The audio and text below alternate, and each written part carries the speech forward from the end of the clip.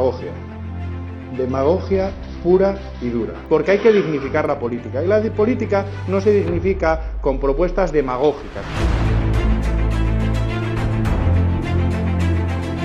Un simple cálculo nos lleva a que la asignación presupuestaria son 233 millones de euros. Estamos hablando de una partida presupuestaria que duplica el salario social.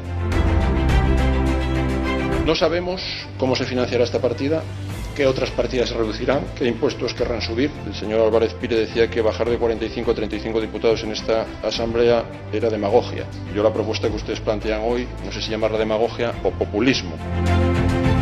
Desde la demagogia, no. Ahí jamás nos va a encontrar a nosotros. Señor Álvarez Pire, sí se puede. Se puede hacer actividad parlamentaria con menos diputados y hoy lo estamos demostrando. Somos 11 para hacer el trabajo de 45.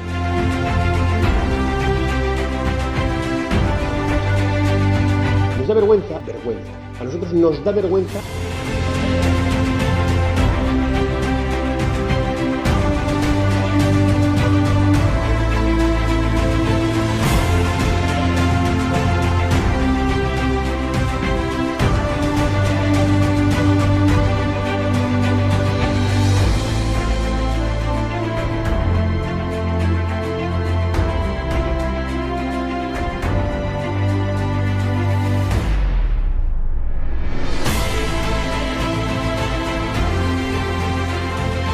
Lo que quieren es polémica.